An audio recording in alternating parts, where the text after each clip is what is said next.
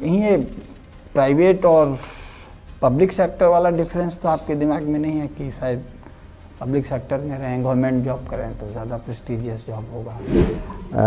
जिले में न्यायपालिका होती है, जिला न्यायपालिका में डिस्ट्रिक्ट जज का अपॉइंटमेंट कौन करता है? बाय होम डिस्ट्रिक्ट जज is appointed. And suppose you have to find out like which industries or which sector needs to be promoted over the different industrial parks of the Uttar Pradesh. So how will you prioritize which sector needs to be focused on first? Recently, truck drivers went on strike. This was in news. What was the reason of that strike? Prince Kumar.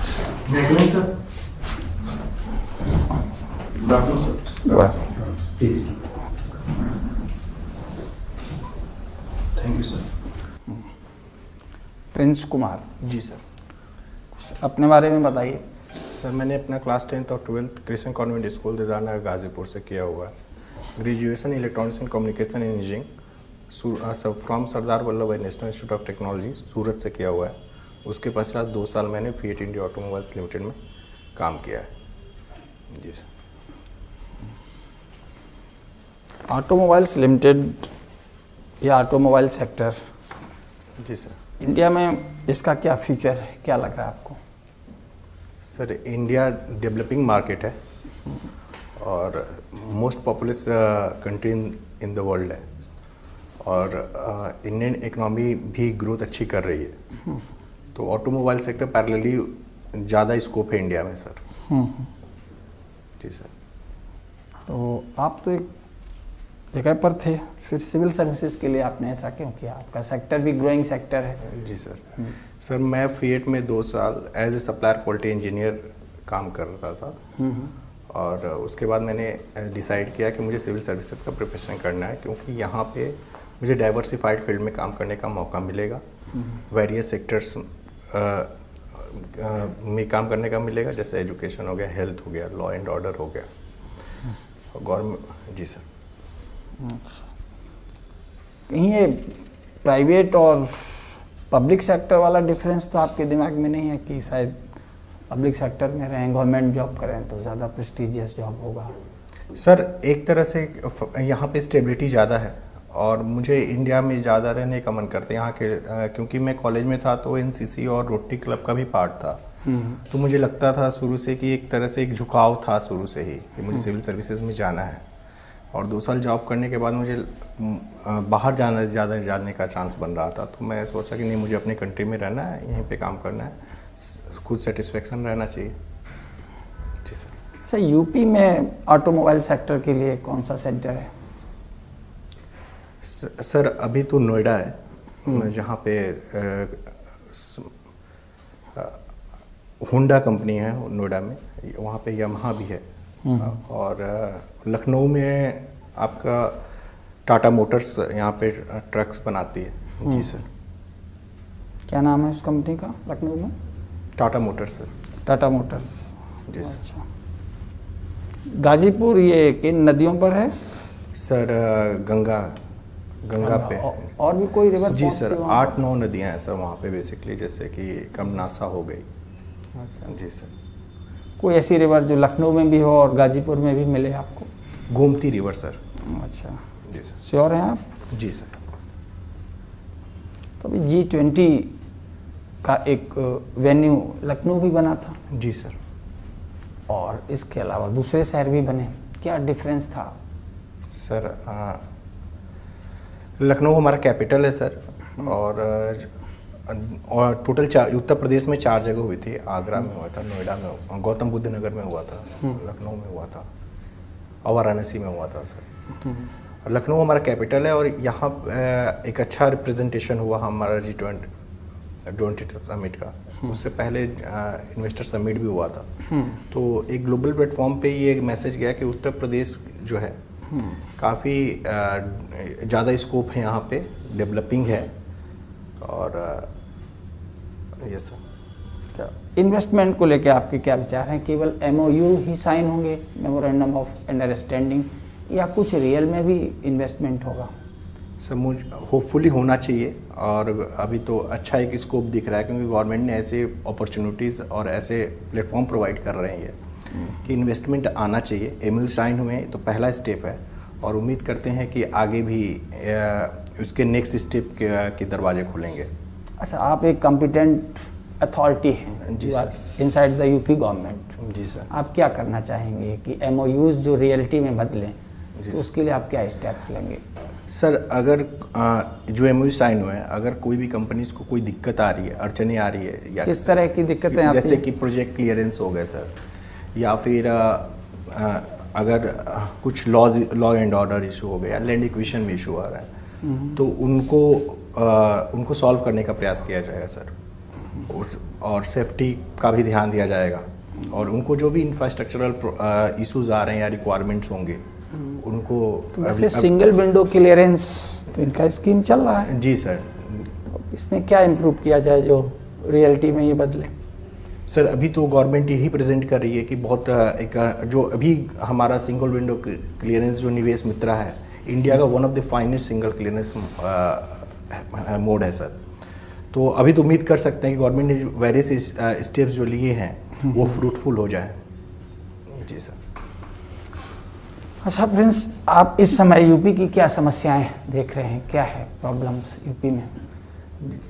Ji sir, मुझे लगता है कि थोड़ा regional growth में imbalance है sir, regional development में imbalance है, और इन्वेस्टमेंट का इशू है, अनएम्प्लॉयमेंट का इशू है, और जो एजुकेशन सेक्टर में भी इम्प्रूव कर सकते हैं, हेल्थ सेक्टर में भी इम्प्रूव कर सकते हैं, और गवर्नमेंट वेरियस स्टेप्स ले भी रही है उसके लिए कि इसमें सुधार हो। लॉ एंड ऑर्डर का इशू था, तो कुछ ऐसे डेवलपमेंट प्रोजेक्ट्स बताइए जिससे कि रीजनलिज्म जो डिस्पैरिटी है, रीजनल डिस्पैरिटी इन यूपी, उसको ओवरकम करने की बात हो सकती हो। जी सर, जैसे इंफ्रास्ट्रक्चरल इशू था सर, जैसे वेस्टर्न और ईस्टर्न और पार्ट ऑफ द उत्तर प्रदेश या फिर बुंदेलखंड का रीजन हो, तो गवर्नमेंट इस समय इस एरिया को, जो पूर्वांचल हो गए चाहे बुंदेलखंड हो गए, यहाँ पे इंफ्रास्ट्रक्चरल वर्क कर रहे हैं, जैसे कि बुंदेलखंड एक्सप्रेसवे हो गया, पूर्वांचल एक्सप्रेसवे हो गया। गवर्नमेंट ग्रीन कॉरिडोर प्रोजेक्ट्स लाई है आपके बुंदेलखंड में, डिफेंस कॉरिडोर प्रोजेक्ट लाई है जो western part of the Uttar Pradesh से लेके southern part of the Uttar Pradesh से बुंदेलखंड रीजन को कनेक्ट कर रहा है। तो government is trying to overcome this imbalances sir. एक ट्रांसपोर्ट नेटवर्क और कॉरिडोर में क्या डिफरेंस है? सर ट्रांसपोर्ट नेटवर्क में कॉरिडोर कहने का मतलब कि सर वहाँ पे सारी चीज़ें अवेल हो जाएंगी, जो अगर कोई इंडस्ट्रीज डाल रहे हैं तो उस रूट्स पे सारी चीज़ें अवेल हो जाएंगी उससे रिलेटेड सर। जी सर। तो हमारे यूपी के पास क्या ऐसा मिनरल या कुछ रिसोर्सेस हैं जो बुंदेलखंड में डिफेंस कॉरिडोर की बात कर सकें? सर प्रॉपरली मिनरल्स की तो या इंडस्ट्रीज हैं, क्या है, क्या मिल सकता है डिफेंस कॉरिडोर को? यहाँ पर टेक्नोलॉजी मिल सकती है, या मटेरियल मिल सकता है, या ह्यूमन रिसोर्स मिल सकता है? जी सर। तो कौन सी हम कॉरिडोर मींस पासिंग लेन्स हैं, passing by lanes, if we are needing something तो we can exchange the thing. Yes sir. हम उसे ले भी सकते हैं। तो ऐसा क्या बुंदेलखंड में पास होते समय हमें ऐसा मिल सकता है? सर बुंदेलखंड में सर ह्यूमन रिसोर्स मिल जाएगा, एम्प्लॉयमेंट क्रिएशन हो जाएगा। ठीक है डॉक्टर साहब। कि इंडिया के पार्लियामेंट ने जी सर। एक संविधान संशोधन विधेयक पारित किया था। जी सर। लेडीज़ के बारे में, सॉरी सर, वोमेन के बारे में, महिलाओं के बारे में। Yes sir. ये कौन सा नंबर है संविधान के संशोधन का? सर 106 अमेंडमेंट है। कितना रिजर्वेशन दिया गया है? सर 33% की बात कही गई है। जी। जिले में न्यायपालिका होती है। जी सर। जिला न्यायपालिका में जी सर। डिस्ट्रिक्ट जज का अपॉइंटमेंट कौन करता है? बाय होम डिस्ट्रिक्ट जज is appointed? Sir he is appointed by governor. जी sir. Only? No sir, is governor, chief justice of high court, chief justice and with the consultation of chief justice of high court of public service commissions होते हैं जी sir प्रदेश में, उसके chairman को हटाना है। जी सर। कौन हटाएगा, कैसे हटाएंगे? सर उनको प्रेसिडेंट हटा सकते हैं सर। करेक्ट। जी सर। प्रोसेस क्या होगी? सीधा हटा देंगे? नहीं सर, अगर कुछ इसमें अप्रूवल चाहिए होगा सर। किसका? सॉरी सर, कोई बात नहीं, कोई बात नहीं। उसकी स्टेटस हाई कोर्ट के जज के बराबर होती है। जी सर। जो आपका चेयरमैन होता है जी सर। पब्लिक सर्विस कमीशन का, जी सर। वो हाई कोर्ट के जज के बिल्कुल इक्विवेलेंट माना जाता है। जी सर। तो मानी हुई बात है, हटाना भी है तो लाइक वाइज जज ऑफ द हाई कोर्ट उसका आंसर। एक छोटा सा जवाब सीधा सा, लाइक वाइज जज ऑफ द हाई कोर्ट, ठीक है ना। भारतवर्ष में बहुत ज़माने से छुआछूत बहुत चली आ रही है। जी सर। संविधान बना तो हमने एक संविधान के एक आर्टिकल में इसको डाला गया कि अनटचेबिलिटी नहीं होनी चाहिए। जी सर। आप मेंशन कर सकते हैं what is that article? Article 17 sir, 17 constitution. बिल्कुल ठीक है। अब आर्टिकल 108 है एक संविधान में, जी सर, जिसमें ज्वाइंट सेशन की बात कही गई। जी सर। अगर लोकसभा और राज्यसभा दोनों इकट्ठे सारे मेंबर्स बैठे हैं, they assemble together at one place, जी sir, then who presides? Sir speaker of the Lok Sabha. Speaker of the Lok Sabha. जी सर। जो पंचायतें हैं हमारे यहाँ की, जी सर, उन पंचायतों में एक नियम बना हुआ है, सभी लोगों को पता है जी सर, कि राइट टू वोट जो है जी सर, वो 18 ईयर्स के लोगों को है। जी सर, ठीक है ना। जी सर, और 25 और 30 की एज दी हुई है। तो अगर मान लीजिए गांव का, बड़ा सवाल समझ लीजिएगा, गांव का प्रधान या उसका कोई मेंबर चुना जाना है, ठीक है, और उस व्यक्ति की उम्र 25 नहीं है, जी सर, 25 नहीं है, तो क्या कम हो सकती है 25 के अलावा? जी सर। कितनी हो सकती है? सर 21 साल तक है सर। 21 साल हो सकती है। डेफिनेटली प्रिंस, आपने अच्छा इसका जवाब दिया है, वो बहुत अच्छा है। और ठीक है, हमारे ख्याल से लेटेस्ट आगे बढ़ाते हैं। ठीक है। उत्तर प्रदेश की अर्थव्यवस्था, what is the current size of economy of Uttar Pradesh? Sir, are you comfortable in English? Yes sir. Okay, perfect. What is the current economy size of Uttar Pradesh? So it's approximately 24 lakh 37, 24 lakh crore approximately, sir. 24 lakh crores approximately. Yes, sir. So what do you see? I mean, is it in a uprising, increasing trend, or it is a decreasing trend? What has been changed in last 4-5 years? So it's increasing since last 4 to 5 years by the with approximately 7% of the growth rate. CAGR or annual growth? It's cumulative, sir, of 4 or 5 years. For 5 years cumulative, it is 10% actually. Yeah. It was about 10.7 4 years back. Now it is improved. Yes, sir. Now, what is the ambition that UP government is having for its economy? Sir, we are aimed to make our economy 1 trillion by 2027. Okay, and being an officer in the Uttar Pradesh government, if you had been given responsibility for this, Yes, sir. so what will be your key planning agendas? First of all, I will try to implement all those projects which government is planning to achieve this target with just like the investment summit which we have done. First of all, I will try to implement on ground. This would be the first thing, and second point will be like we will focus on the smooth implementation of the law and order. And there should not be hurdle. Third will be the education sector. We will try to promote more skill, avail the more skilled laborers. And suppose you have to find out like which industries or which sector needs to be promoted over the different industrial parks of the Uttar Pradesh. Yes, sir. So how will you prioritize which sector needs to be focused on first? So I think we must focus on the agriculture sector because UP is an agrarian economy. We can focus on it. Government is doing a lot of things like implementing food processing, focusing on the food processing industries. So if we target that sector, it would be more advantageous. Then after the defense sector, the government is also focusing on that sector.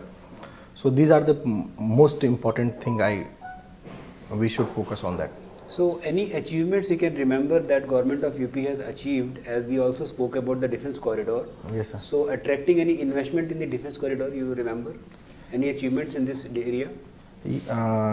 As you also mentioned that defense has to be one of the priority sector. Yes, sir. I am not able to recall the name of that particular weapon, but government has collaborated with Russia to make that weapon in Amethi, HAL Amethi. Assault rifle. Assault rifle. But yes. that is not the part of the defense corridor. Yes, sir. I am talking in the context of defense corridor specifically.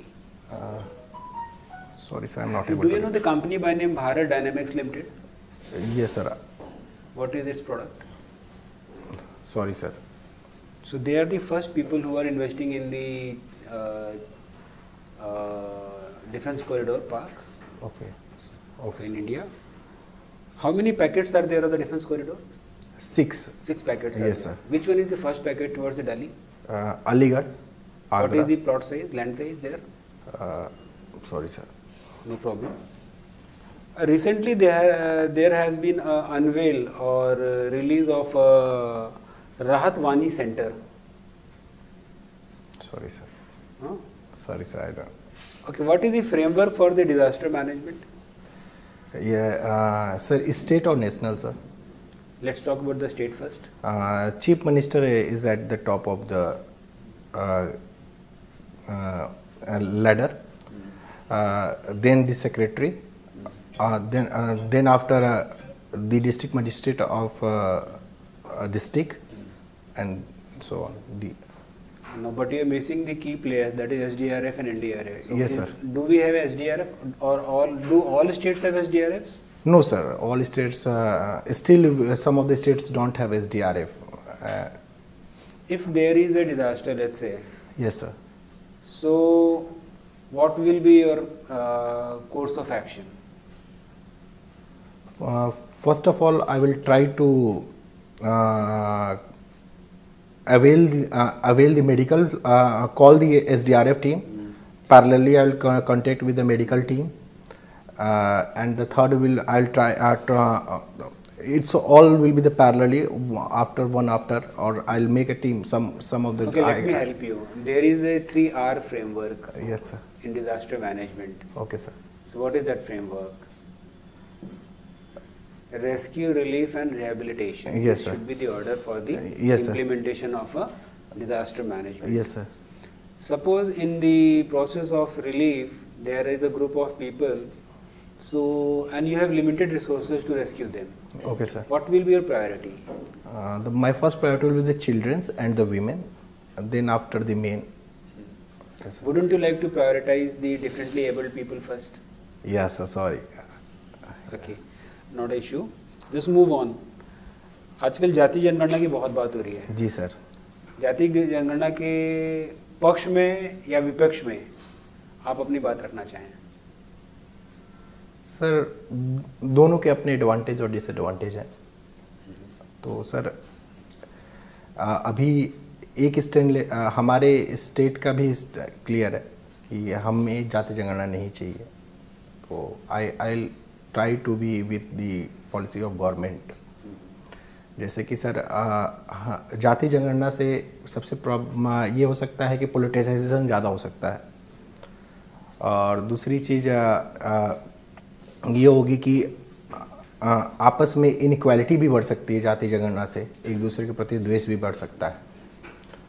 और हमारी government चाहती है कि equality बढ़े society में. और government कोई भेदभाव भी नहीं कर रही है एक दूसरे के प्रति. सबका साथ सबका विकास के साथ एजेंडे के साथ हमारी गवर्नमेंट काम कर रही है. तो सर ठीक है sir. So, Prince, yes sir. you have done BTech from NIT Surat. Yes sir. How do you implement your technological experience and knowledge in administration? Sir, as an electronics engineer, yes sir. Sir, today government is promoting e-governance in each and every domain of the governance administration. just like suppose DBT and Jam Trinity, promoting artificial intelligence. So as an electronics engineer, I know the basic of these things. I know the challenges which we are going to face, technical problems, implementation issues. So it will help me to understand the problems, implementation. Yes, sir. Okay, tell me some negative points of DBT. Okay, negative points, sir. Maybe I think, sir, the purpose which for the purpose which the DBT is issued for the people, they are not utilizing it. The first point will be this one. It may lead to domestic violence. Suppose we are giving DBT some remuneration to the family and women. It might lead to the domestic violence between problems between the husband and wife. Yes, Okay. Currently, Any three DBT schemes which you know right now? yes, PM Kishan is the first one. MG Narega, and the third one, Kanya Sumangala Yojana. Government is giving. What is Kanya Sumangala Yojana? And what is the objective of Kanya Sumangala Yojana? Government is supporting. Government is trying to promote the birth of girl child and provide incentive to the citizens, those who are going to have a daughter. Government is giving financial incentive of 50,000 rupees with a 6 installment, that would be from birth to till the age of 18. Yes, sir. Okay. Any specifics? The difference between Janani Suraksha and Kanya Sumangala? Janani Suraksha Yojana, government is providing 6,000 rupees to the pregnant women. Some of them pre-delivery of the child and some after the some of the amount after the delivery of the child. Yes. Recently, truck drivers went on strike. Yes, sir. This was in news. What was the reason of that strike? Yes, sir.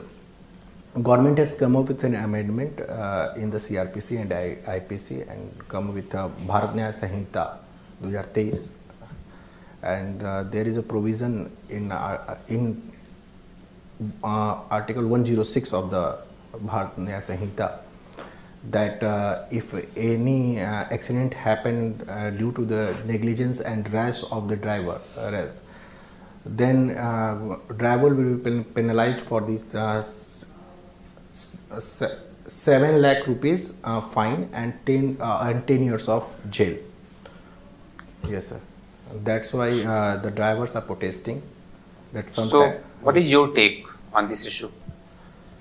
Sir, the reasons which drivers are providing, we must hear that sometimes they have to leave the spot because the public mob gets angry and violent.